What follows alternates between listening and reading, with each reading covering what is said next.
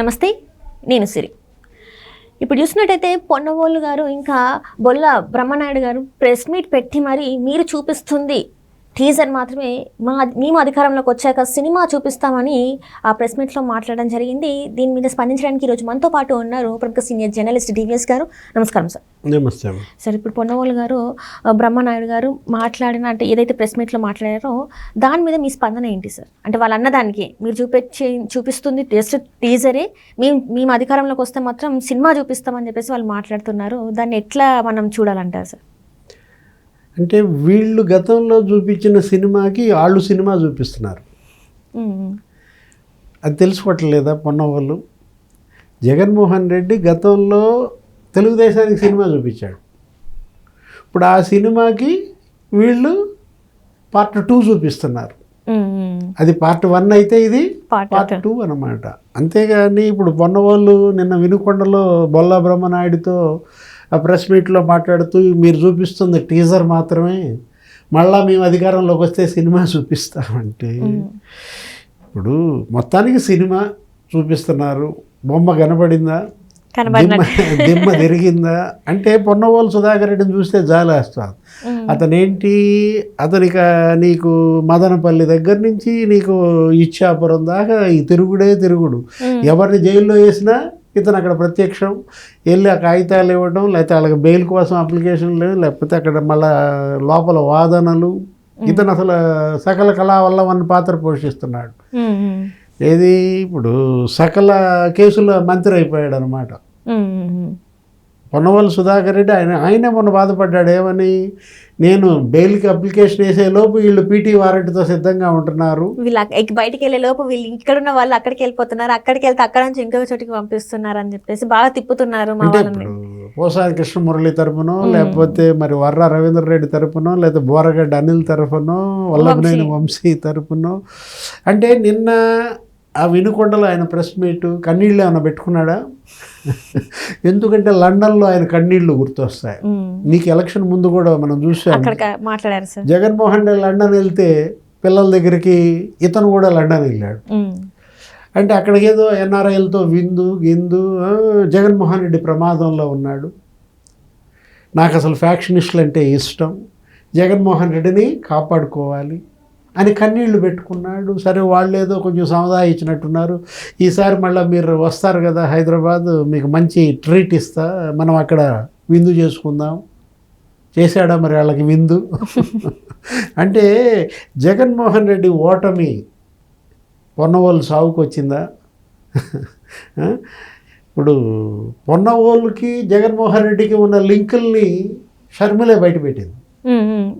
జగన్ సొంత చెల్లె పొన్నవోలు భాగవతం అంతా బయటపెట్టింది. అసలు ఎవరి పొన్నవోలు సుధాకర్ రెడ్డి, ఇతనికి మా కుటుంబానికి ఏంటి సంబంధం, నేను ఎప్పుడు అతను చూడలేదు, మా నాన్న దగ్గరికి అతను ఎప్పుడు రాలేదు. జగన్మోహన్ రెడ్డికి పొన్నవోలు సుధాకర్ రెడ్డికి లింక్ రాజశేఖర్ రెడ్డి గారి పేరుతోనే వచ్చిందండి. రాజశేఖర్ రెడ్డి పేరుని సిబిఐ ఛార్జ్షీట్లో చేర్పించిన ద్రోహి పొన్నవోలు. అంటే ఇతను వైఎస్ కుటుంబ భక్తుడు కాదు, జగన్ భక్తుడు, వైఎస్ కుటుంబ ద్రోహి అని ఎవరంటున్నారు? షర్మిల అంటారు. జగన్ భక్తుడా, భారతి భక్తుడా, అది ఆమె చెప్పాలా? ఎవరు? షర్మిల గారే చెప్పాలి.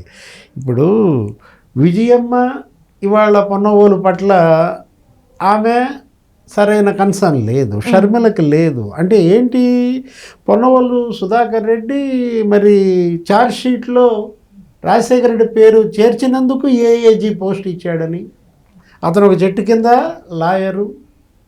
ఆ జగన్ సీఎం కావడంతో పొన్నవోలు దశ తిరిగింది. ఏంటి, అతను అన్ని విధాల లాభపడ్డాడు.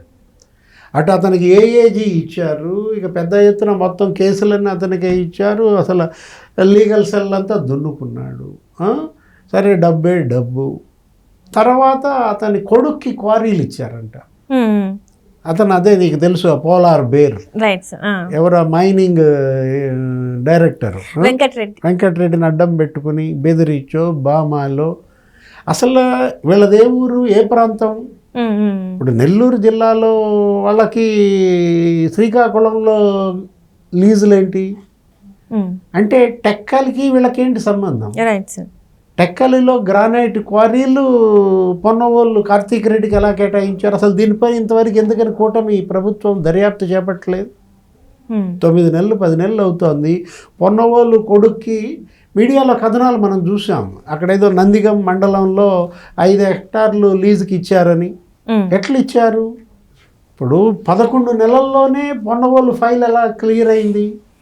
6,000 ఫైల్స్ పెండింగ్ ఉన్నాయంట.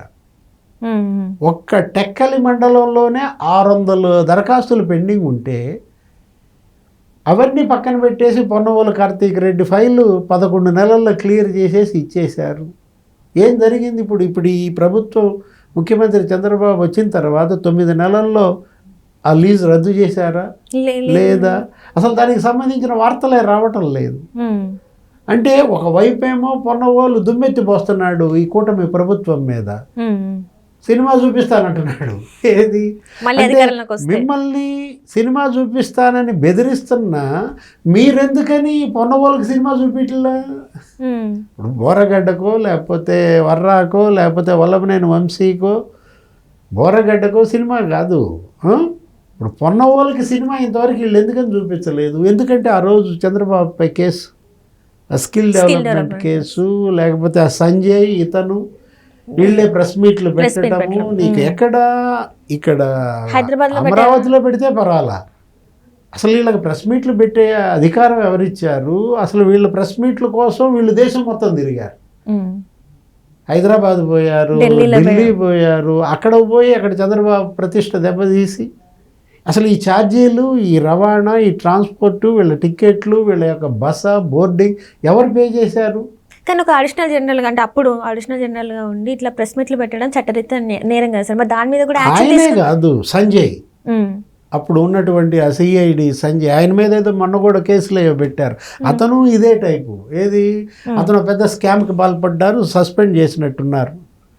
అతను కూడా ఒక యాప్ ఏదో క్రియేట్ చేసి ఆ యాప్ బినామీ పేరు మీద నడుపుతూ ప్రభుత్వ ధనం పెద్ద ఎత్తున అతను స్వాహా చేయటం.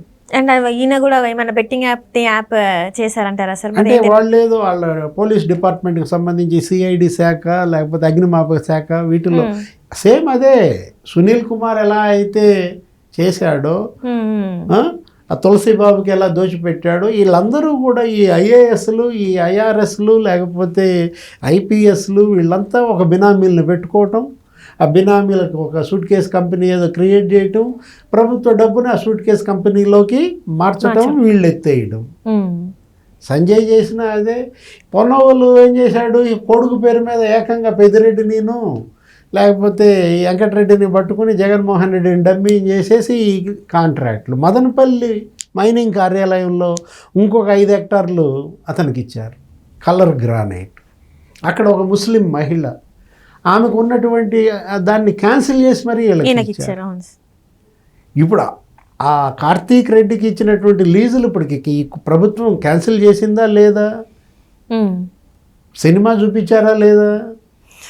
అంటే కూటమి ప్రభుత్వం పొన్నవోళ్ళకి సినిమా చూపించల్లా, పొన్నవోళ్ళు ఇప్పుడు వాళ్ళకి సినిమా చూపిస్తానని బ్లాక్మెయిల్ చేస్తున్నాడంటే చూడాలా. ఏది ఇప్పటికైనా మరి పొన్నవోళ్ళకి బొమ్మ కనపడుద్దా, దిమ్మ తిరుగుద్దా చూడాలి. Right sir, right. Thank you so much sir.